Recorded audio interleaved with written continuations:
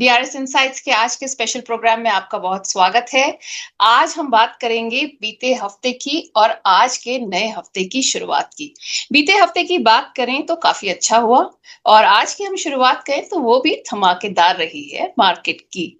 पहले इंपॉर्टेंट बात ये है अब देखने वाली कि ये जो हाई लेवल्स हैं इस पर हम बिकवाली देखने को मिलेगी हमें, या फिर हम मार्केट को नए रिकॉर्ड लेवल्स पर जाते हुए देखेंगे। ये तो वक्त की बात है, पता चलेगा। इसी के लिए हम लेकर आए हैं आज का प्रोग्राम। तो पहले हम ये जानेंगे कि आने वाले हफ्ते में कौन से लेवल्स हैं जिसको मार्केट छू सकता है और कौन से ऐसे ट्रिगर्स हैं जो काम करने वाले हैं और मार्केट में कैसा एक्शन रहेगा आने वाले वक्त में। तो इसी की अगर हम बात करें इस उसको बात करने के लिए हमारे साथ होना चाहिए कोई एक्सपर्ट। और एक्सपर्ट हम जितनी भी अपनी राय है, हम अपने प्रोग्राम के लिए जितनी भी इंफॉर्मेशन लेकर आते हैं वो हम अकेले नहीं लाते, हम लाते हैं मार्केट एक्सपर्ट के साथ।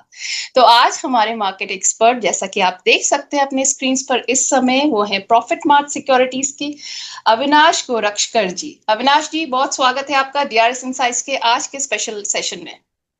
Thank you Neha ji. Sir, आज अगर हम निफ्टी की बात करें तो हमने देखा कि पिछले 2 दिनों की तेजी, हम कह लें फ्राइडे की क्लोजिंग या फिर आज की बिगनिंग, हमने देखा कि अराउंड 400 पॉइंट्स की बढ़त हमने देखी निफ्टी में। और हमने निफ्टी को 144, सेंसेक्स को 462 और बैंक निफ्टी को 161 पॉइंट्स चढ़कर बंद होते हुए देखा। तो अविनाश जी, आप निफ्टी, बैंक निफ्टी के किन लेवल्स पर हमारे व्यूअर्स को नजर रखनी चाहिए आपके हिसाब से? देखिए, आज बैंक निफ्टी और निफ्टी दोनों में अच्छा पॉजिटिव स्टांस था। इसका पहले तो मैं आपको एक शॉर्ट कारण बताता हूँ कि कल जो ट्रम्प साहब ने यूरोप को थोड़ा सा एक रियायत दिया है 8 दिनों की टैरिफ की डेट बढ़ाने में।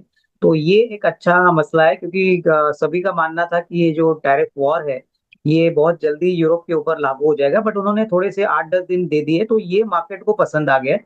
और उसी कारण से कल यूएस की मार्केट भी बढ़ी और आज सुबह आपने देखा कि मेरे ख्याल से आज तो ऑफकोर्स यूएस मार्केट्स बंद थे, लेकिन आज शाम को वापस खुलेंगे तो आपको वापस एक थोड़ा पॉजिटिव रुझान देखने को मिला। तो इंडियन मार्केट्स में मुझे लगता है आज थोड़ी बहुत बाइंग एफआई की हो गई है, डोमेस्टिक फंड्स ने भी बाई किया है। और अगर हम बैंक निफ्टी की लेवल की बात करें तो मुझे लगता है कि देखिए आज 55,572 में ये क्लोज हो चुका है। तो करीबन 55,800 का जो लेवल है वो इम्पोर्टेंट है। अगर बैंक निफ्टी इसको छूता है तो मेरे ख्याल से आगे का जो मोमेंटम रहेगा वो बहुत तेजी का रहेगा। तो ये लेवल सारे ट्रेडर्स को वॉच करने चाहिए, 55,800। और निफ्टी की अगर हम बात करें तो देखिए निफ्टी 25,000 पे आज क्लोज हुआ है।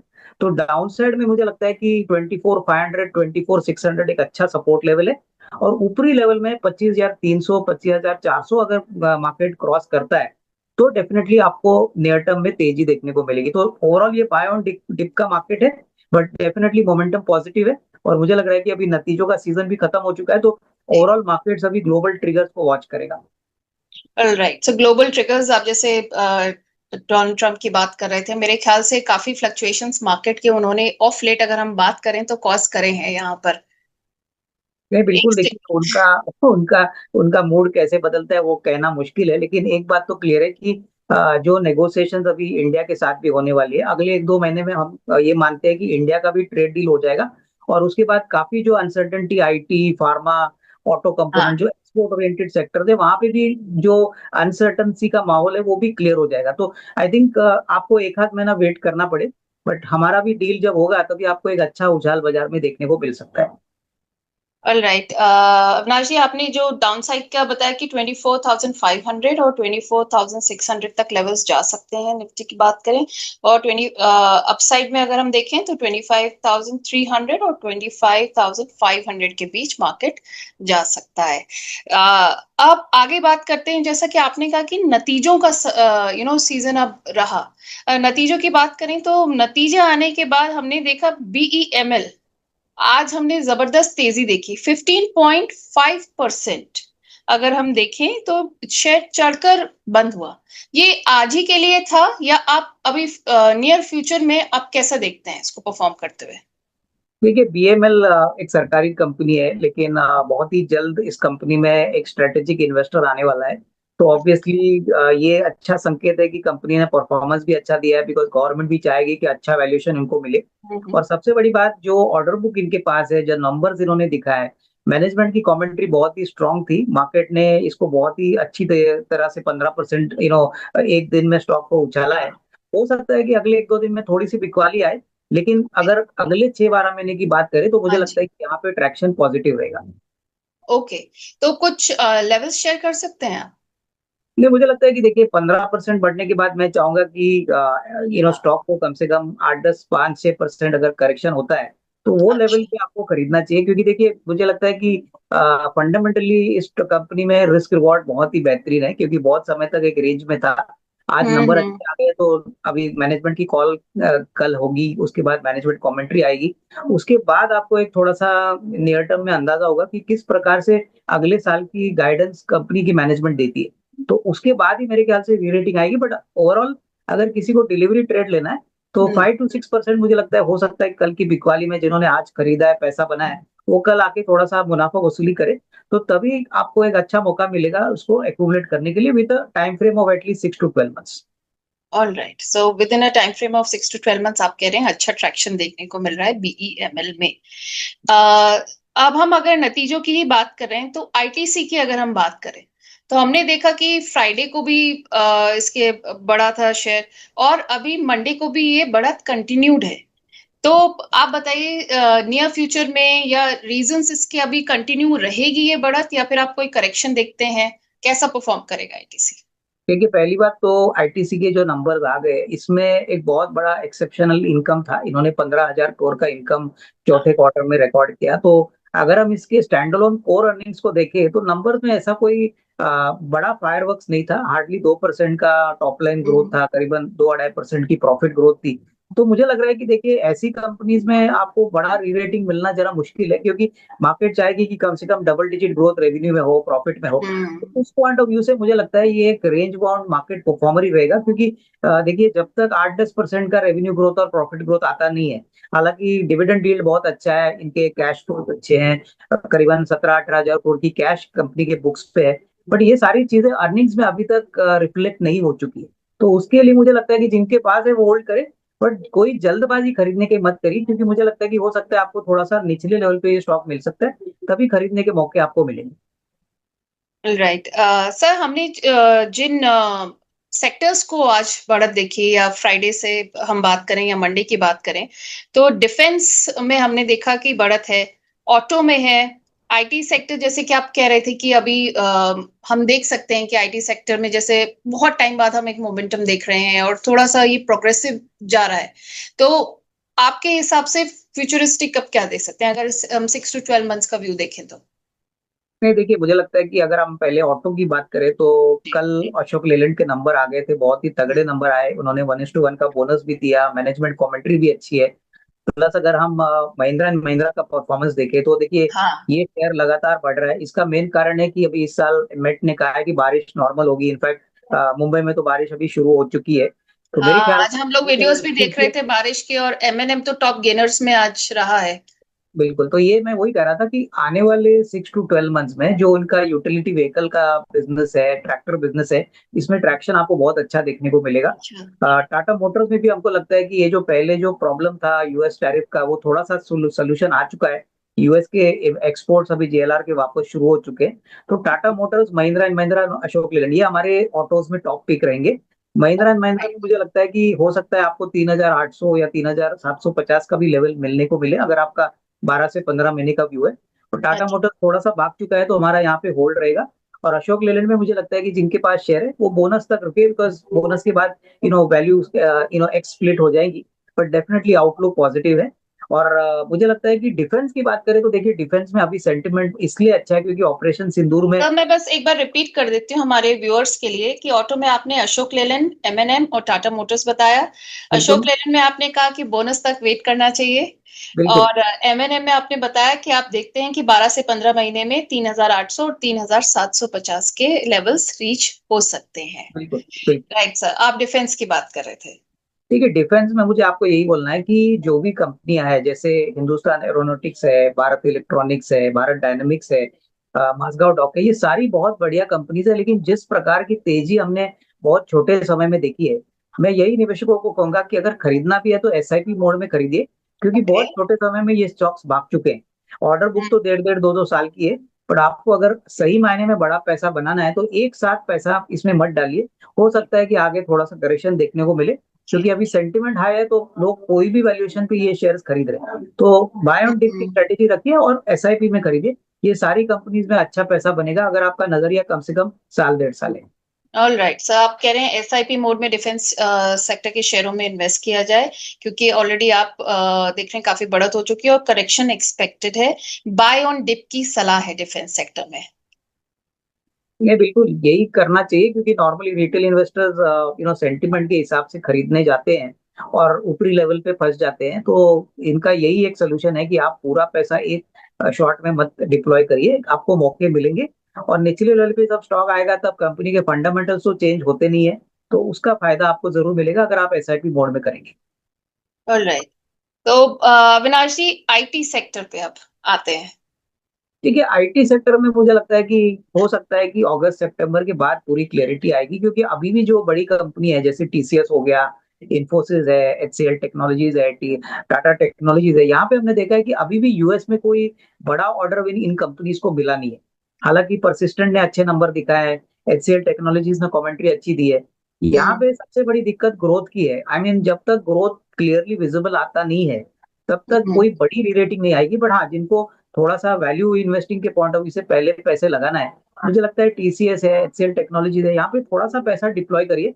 क्योंकि पोस्ट सितंबर एक बार यूएस टैरिफ डील होती है, तो उसके बाद आपको एक अच्छा उछाल इन शेयरों में देखने को मिलेगा। और कहीं ना कहीं देखिए, आईटी इंडियन कंपनीज यूएस में जिस प्रकार से बिजनेस करती है, इनका बिजनेस बहुत लॉन्ग टर्म ओरिएंटेड है। ऐसा नहीं है कि हम्म। यूएस इनको बिजनेस नहीं देगा, क्योंकि हमारी कॉस्ट कॉम्पिटिटिवनेस है, हमारा स्किल सेट अच्छा है। तो उस पॉइंट ऑफ व्यू से थोड़ा सा एक्सपोजर आप ले सकते हो, लेकिन बड़ा रीरेटिंग पोस्ट सितंबर आएगा। ऑल राइट, तो आप कह रहे हैं अगस्त सितंबर तक अभी थोड़ा सा वॉच करें तो ज्यादा अच्छा रहेगा, क्योंकि क्लैरिटी उसी के बाद आएगी किस तरीके की पॉलिसीज हैं और किस तरीके की डील्स होती हैं इसमें।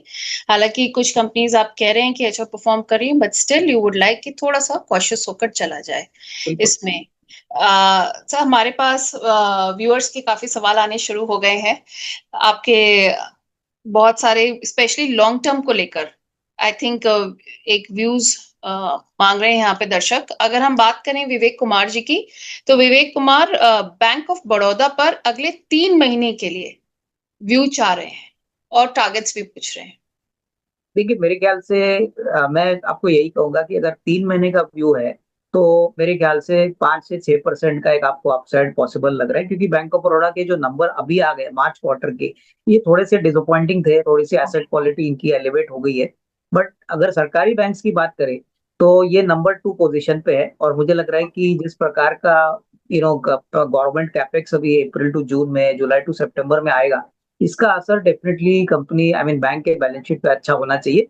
तो मोटा मोटी आई थिंक 5 to 6% का अपसाइड पॉसिबल है, क्योंकि अगर आपका नजरिया थोड़ा सा लंबा है, अगर आप 6 से 12 महीने की अवधि के लिए अगर इन्वेस्ट करते हो, तो मुझे लगता है कि आपको 15-16% का भी अपसाइड मिल सकता है। तो मैं टारगेट प्राइस बताना नहीं चाहूंगा, but at least 5% from the current levels is possible.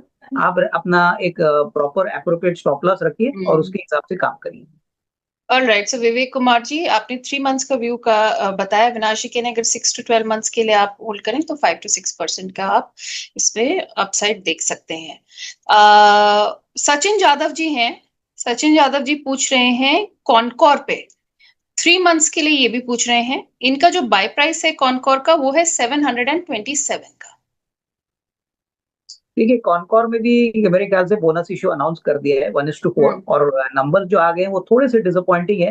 But Concor railway freight corridor में एक मोनोपोली प्लेयर है। अगर रेलवे सेक्टर का ग्रोथ होता है तो ऑब्वियसली कॉनकॉर जैसी कंपनी को भी फायदा होना चाहिए, क्योंकि लॉजिस्टिक्स, रेल लॉजिस्टिक्स एक बहुत बड़ी अपॉर्चुनिटी है। तो मैं समझता हूँ कि देखिए, शॉर्ट टर्म में तो ये स्टॉक एक छोटी रेंज में रहेगा, क्योंकि जब तक अप्रैल जून के नंबर आते नहीं है, मार्केट्स को अभी भी थोड़ा बहुत एक डिसअपॉइंटिंग फील फैक्टर मिला था, क्योंकि नंबर्स फंडामेंटली देखे तो हार्डली 2% की ग्रोथ आई है। तो अप्रैल की जून के क्वार्टर के बाद आपको एक अच्छा छलांग देखने को मिल सकता है, होपफुली अगर नंबर्स उम्मीद से बेहतर है। तो मैं यही कहूंगा कि 3 से 4 महीने का व्यू रखना है, तो प्रॉपर स्टॉप लॉस मेंटेन करिए, और मेरे ख्याल से कम 7-8% का तो अपसाइड पॉसिबल है अगर रिजल्ट्स ठीक ठाक आते। ऑल राइट, आप कह रहे हैं अविनाश जी कि प्रॉपर स्टॉप लॉस मेंटेन करें, और अगर 3 से 4 महीने का व्यू है तो आप अपसाइड देखते हैं इसमें। सचिन यादव जी ये भी कह रहे हैं कि अविनाश जी बहुत अच्छा लग रहा है आपको डीआरएस के प्लेटफॉर्म पर देखकर। चलो, थैंक यू।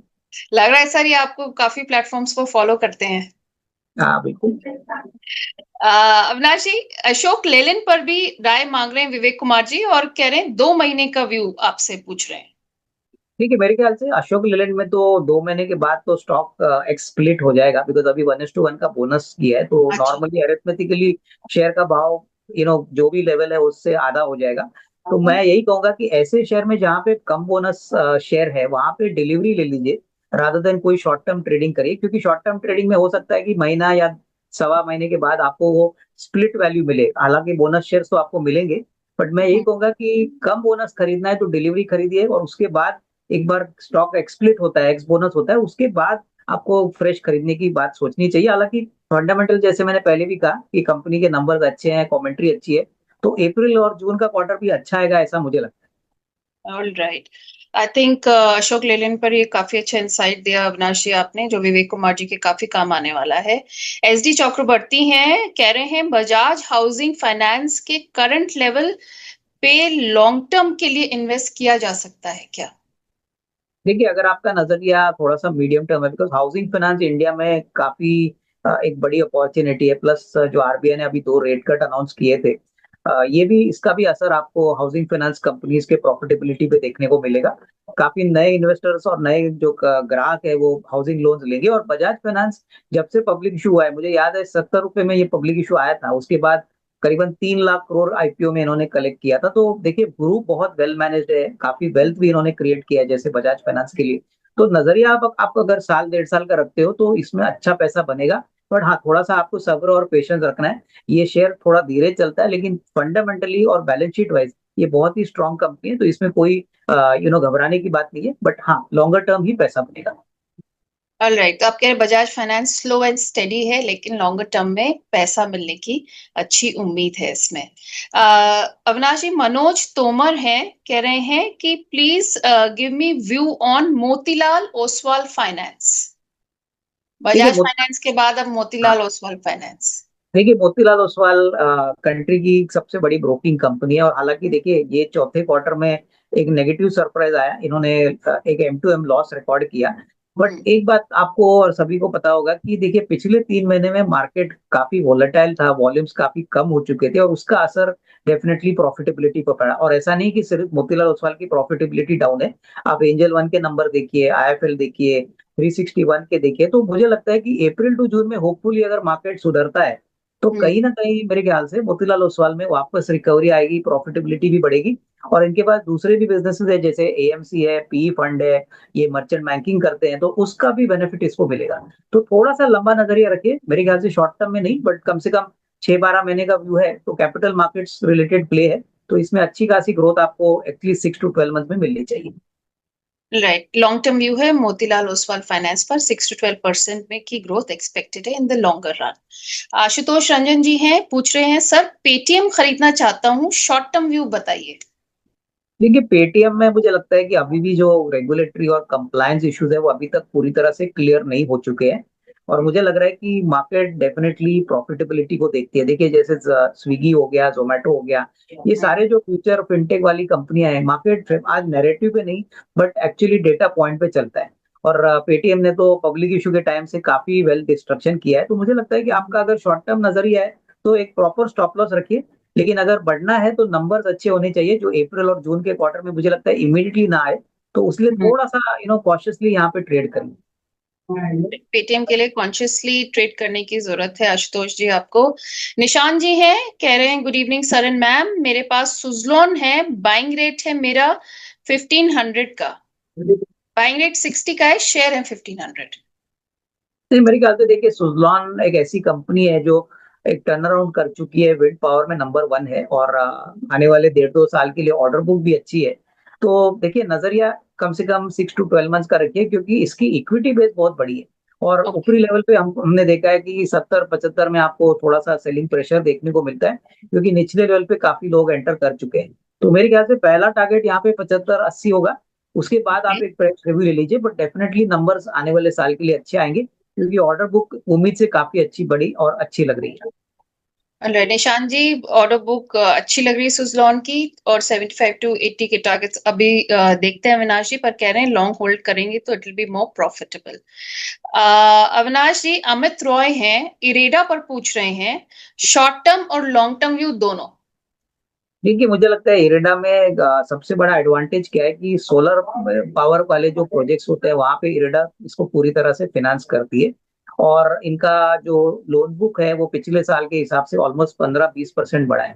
तो इनको पैसों की कोई प्रॉब्लम नहीं है। प्लस अभी इरेडा ने कहा है कि वो एक प्रेफरेंशियल इश्यू भी करने वाले हैं, क्योंकि वो अपने इक्विटी शेयर्स को फर्दर डाइल्यूट करना चाहते हैं। तो ये पॉसिबली एक अच्छे प्रीमियम पे होगा। तो मैं कहूंगा कि कम से कम 6 मंथ्स का तो टाइम फ्रेम रखिए, बिकॉज एकदम शॉर्ट टर्म में तो शायद स्टॉक चलेगा नहीं, बट नंबर जो FY 25 के आगे वो काफी स्ट्रांग है। सोलर पावर प्रोजेक्ट्स अभी भी कंट्री में बहुत तेजी से चल रहे हैं, और इसका डेफिनेटली एक अच्छा बेनिफिट इरेडा को मिलेगा। तो 6 मंथ में अगर आप पकड़ते हो तो यहाँ से भी एक 15-20% की अपसाइड आपको पॉसिबली मिल सकती है। बट नजरिया 6 मंथ्स का मिनिमम रखना जरूरी होगा। ऑलराइट, तो नजरिया 6 मंथ्स का मिनिमम जरूर रखना चाहिए आपको। असद राजपूत जी हैं, कह रहे हैं hello my favourite Neha ma'am, good evening sir and ma'am. मेरे पास कोलैब प्लेटफॉर्म्स के 800 शेयर हैं, इनका जो बाइंग रेट है वो है 142 का। कह रहे हैं लॉस हो गया है मुझे इसमें, तो आप प्लीज मुझे मेरा सवाल ले लीजिए ताकि मैं सर के एक्सपर्ट गाइडेंस ले सकूं कि मुझे क्या करना चाहिए इसमें। सो कोलैब प्लेटफॉर्म्स के इनके पास 800 शेयर है, 142 का इनका बाइंग रेट है। देखिए, मेरे ख्याल से इन्होंने थोड़ा सा ऊपरी लेवल पे ये शेयर खरीदा है। अगर नजरिया इनका थोड़ा सा पेशेंस ये रख सकते हैं, कम से कम 6 to 12 मंथ्स, तो ही यहाँ पे पैसा बनेगा। शॉर्ट टर्म में मुझे नहीं लगता है कोई बड़ा ट्रिगर आएगा। तो ये जो लॉस अभी वो देख रहे हैं वो तभी क्लियर हो सकता है जब ये कम से कम और एक 6 to 12 मंथ्स होल्ड करे। अगर हो सके तो मैं कहूंगा कि अगर इनको लॉस बुक करके कोई दूसरे शेयर में अगर एंट्री करना है, तो मैं कहूंगा कि काफी अच्छे शेयर है, जैसे फेडरल बैंक है, उसके बाद टिपिकली ऑटो में मैं कहूंगा कि मदरसन सुमी है। तो यहाँ पे ये हम्म। अपना लॉस रिकवर कर सकते हैं। लेकिन अगर लॉस बुक नहीं करना चाहते तो मिनिमम 8 से 12 महीने की अवधि रखिए, उसके बाद ही आपको यहाँ पे एक अच्छा पॉजिटिव ट्रेड देखने को मिल सकता है। राइट असद जी, तो वेल आपकी ये शिकायत तो दूर हो गई होगी अब कि आपका सवाल मैंने नहीं लिया था तो अब ले लिया है। सजेस्ट कर रहे हैं अविनाश जी की 6 to 12 मंथ्स का अगर आप व्यू रखते हैं तो आपका लॉस रिकवर हो सकता है, but in case you want to sell, तो उन्होंने जो सजेस्ट करे हैं यहाँ पे वो है फेडरल बैंक, मदरसन सुमी, उसमें आप इन्वेस्ट करके थोड़ा प्रॉफिट अगर बनाना चाहें तो will be advisable. Greeshma Paliwal ji हैं, कह रही हैं hello Neha ma'am, nice to see you with Avinash ji. Ma'am sir से प्लीज पूछिए कि can I buy Ashok Leyland now और देखिए, अगर टारगेट। देखो, अगर अभी खरीदना है तो बोनस का बेनिफिट तो उनको मिलेगा ही, बट मेरे ख्याल से नजरिया कम से कम 12 महीने का रखिए। क्योंकि देखिए, कमर्शियल व्हीकल सेक्टर और डिफेंस सेक्टर का कॉम्बिनेशन है अशोक लेलैंड, और नंबर के हिसाब से मुझे लगता है कि अभी price as of FY 25 market ने इसके प्रोस्पेक्ट्स ऑलरेडी डिस्काउंट कर चुके हैं। अगर 26 की बात करें तो आपको कम से कम 8 to 12 मंथ्स का नजरिया रखे, और करीबन 18 से 20% की अपसाइड एक्स बोनस भी आपको मिल सकती है। तो टाइम फ्रेम थोड़ा लंबा रखिए, 8 to 12 मंथ्स। उसी के बाद आपको एक अच्छा रिस्क रिवॉर्ड मिलेगा। ऑलराइट, सो ग्रीष्मा जी आपने सुन लिया, सर कह रहे हैं टाइम फ्रेम थोड़ा सा आपको अपना लंबा रखना है। तो हरीश जी हैं, हरीश जी कह रहे हैं LNT पर मैंने खरीद रखी है ऑलरेडी शेयर्स और मेरा बाइंग प्राइस है 3183, मैं और ऐड करना चाहता हूँ, तो कौन से लेवल्स आप सजेस्ट करेंगे? ये देखिए, इन्होंने पहले तो अच्छे लेवल पे एंट्री की है। मुझे लगता है कि अगर स्टॉक में अच्छा करेक्शन आता है फ्रॉम द करंट लेवल, मान के चलिए 5-6-7%, तो ही खरीदने का मौका होगा। क्योंकि अभी जिस प्राइस पे ये स्टॉक चल रहा है ये फेयर टू एक्सपेंसिव वैल्यूएशन है। अच्छा। हालांकि ऑर्डर बुक अच्छी है, मेरे ख्याल से ग्रोथ अच्छा रहेगा, और एक टिपिकल डिफेंस और इंफ्रास्ट्रक्चर का कॉम्बिनेशन है। तो मुझे लगता है कि अगर 5-6% स्टॉक करेक्ट होता है तो डेफिनेटली आप एक्यूमुलेट करिए, और नजरिया 12 से 18 महीने का रखिए। क्योंकि देखिए, ऐसे जो लार्ज कैप स्टॉक्स होते हैं उसमें आपको टाइम फ्रेम थोड़ा लंबा रखना है। राइट। तो आप सजेस्ट कर रहे हैं कि अगर 5 to 6% का करेक्शन आए करंट लेवल्स पर तभी ऐड करना सही रहेगा बिल्कुल। LNT में आपके हिसाब से। अ, आदित्य जी हैं, कह रहे हैं मुझे BSE लिमिटेड के शेयर्स खरीदने हैं, मैं करंट रेट पर खरीद करूं या फिर मैं अभी वेट करूं फर्दर करेक्शन का? देखिए मेरे ख्याल से बीएससी में अगर आपको खरीदना है तो अभी तो स्टॉक एक्स बोनस चल रहा है, उन्होंने 2:1 का बोनस दिया, उसके बाद स्टॉक अभी एक्सप्लिट हो गया है। तो खरीदने के लिए तो कोई दिक्कत नहीं है, लेकिन अभी अगर कोई खरीदता है तो आपको कम से कम अगले 12-15 महीने का टाइम फ्रेम देना है, क्योंकि अगले साल होपफुली एनएससी का आईपीओ आएगा।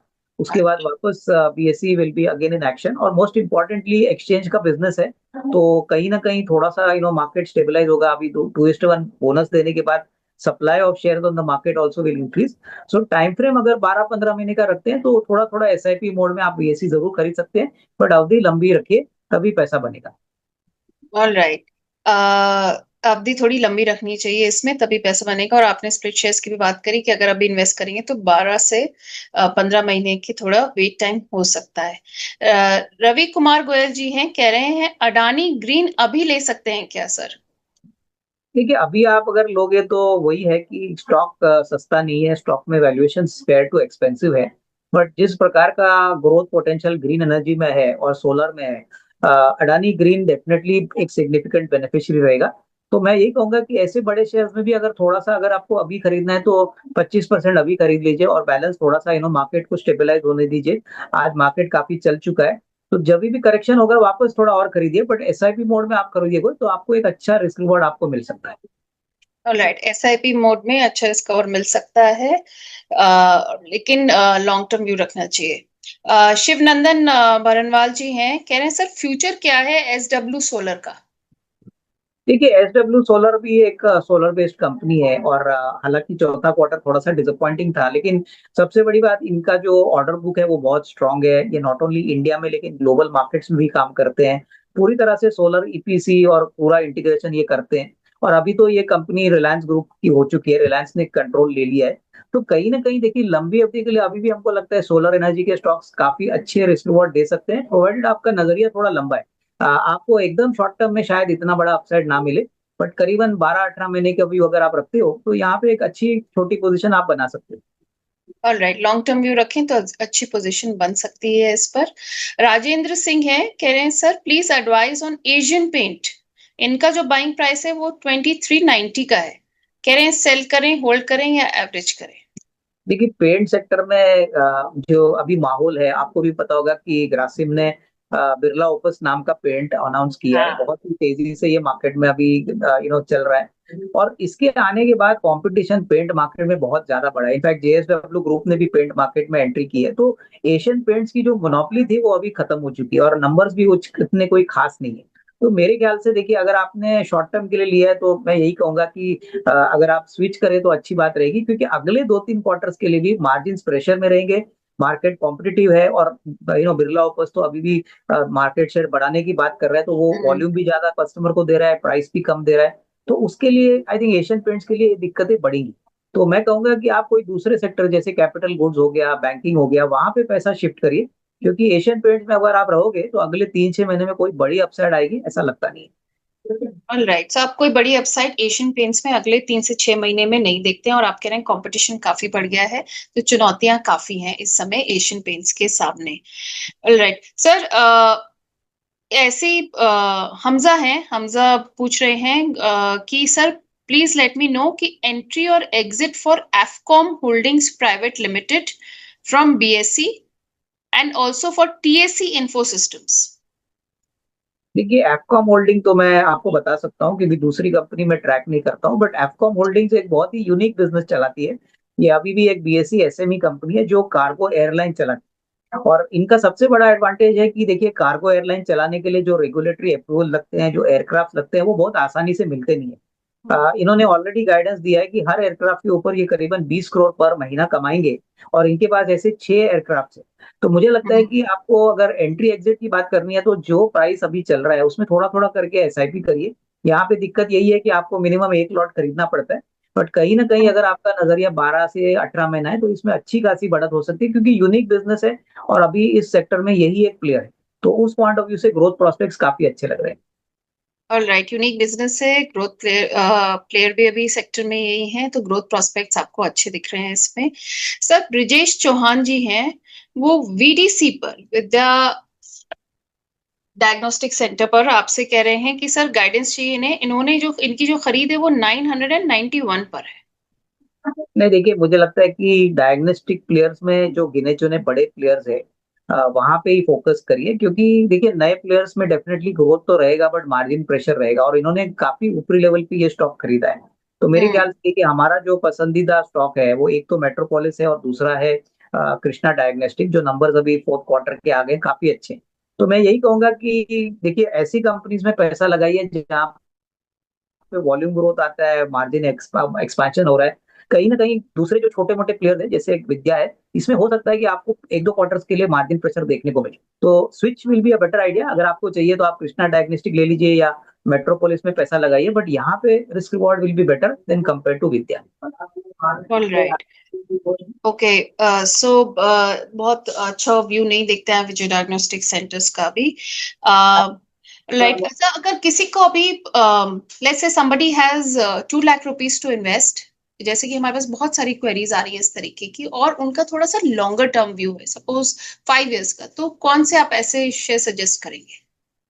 देखिए मेरे ख्याल से जो शेयर्स वेल एस्टेब्लिश्ड है, ब्लू चिप्स है, और जो हमारे रोज के डेली लाइफ में इनको इम्पैक्ट करते हैं, वैसे शेयर्स देख लीजिए। जैसे कि कंजम्पशन सेगमेंट में वरुण बेवरेजेस है।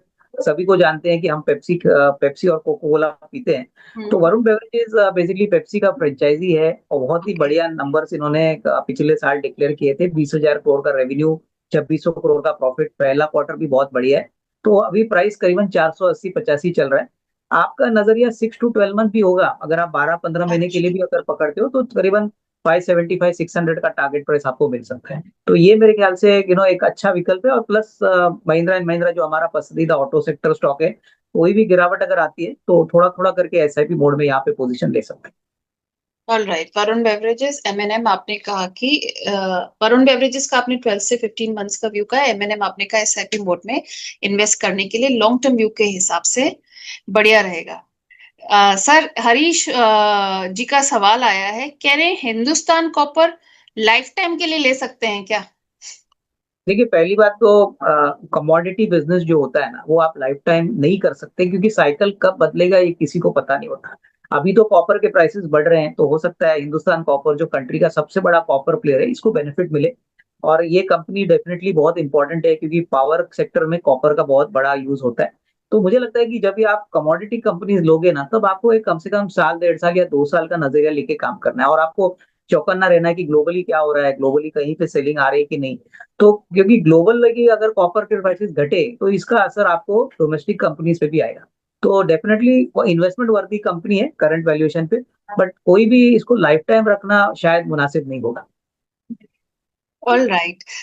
सर आप आज हमारे शो में आए, आपने हमारे व्यूअर्स के साथ अपने इंसाइट्स शेयर किए। आई एम श्योर हमारे व्यूअर्स को बहुत फायदा मिलेगा आपकी एक्सपर्ट गाइडेंस का। Thank you so much for joining us today. Thank you. Sir जाने से पहले कोई डिस्क्लेमर? देखिए हमने जो भी स्टॉक्स आपको बताया है मैडम, वो हमारे सारे इन्वेस्टर्स को हमने बताया है, तो मेरी कोई पर्सनल होल्डिंग नहीं है। बट इन्वेस्टर्स हमारे जो है, जो हमारी कंपनीज के हैं, वहां पे हमने उनको डेफिनेटली सजेस्ट किया है। All right. Thank you. Thank you.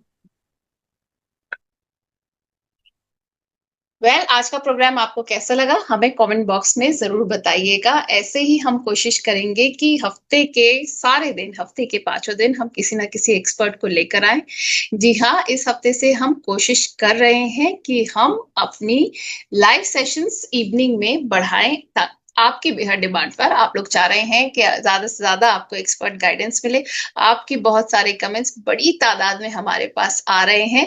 Thank you so much हमें सपोर्ट करने के लिए, हमारे व्यूज बढ़ाने के लिए, हमें देखने के लिए, और अपनी राय और सजेशंस भी देने के लिए। तो इस पॉइंट पे मैं आपसे कहूंगी कि अगर आप चाहते हैं डीआरएस की मेंबरशिप लेना, तो वो भी आप ले सकते हैं।